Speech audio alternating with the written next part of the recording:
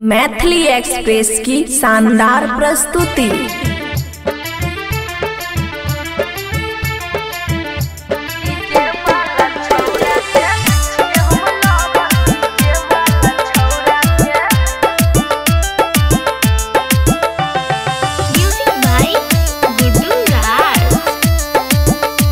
खुशी recording studio बलुआहा। एने ओने के बाबू मारन लाइन तोरा से है तो नहीं हमरा पसाइन हट कर झटका लागतो। एने ओने के बाबू मारन लाइन तोरा से है तो नहीं हमरा पसाइन ऐसे न चेक करे हमर तू खबर डीजे वाला छौरा के छिए हम लवर डीजे वाला छौरा के छिए हम लवर डीजे वाला छौरा के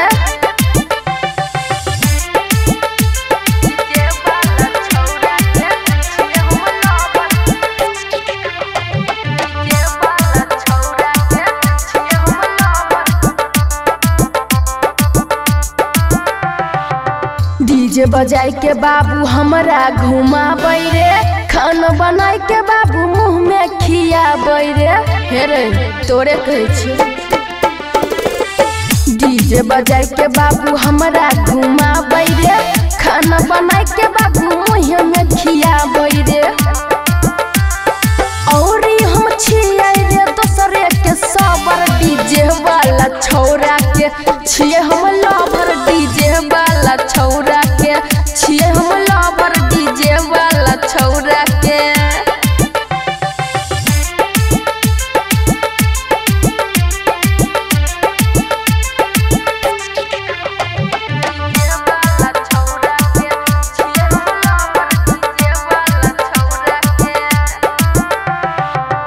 राइटर सत्यम साजन बिहारी रे छोड़ दही कोइल बाबू हमरा पिछाड़ी रे।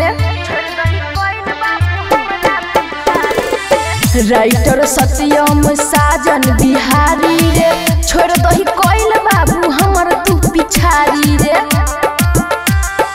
एक एक बात के उ करै छै खबर डीजे वाला छौरा के छिए हम लवर डीजे वाला छौरा के छिए हम लवर डीजे वाला छौरा के सुना।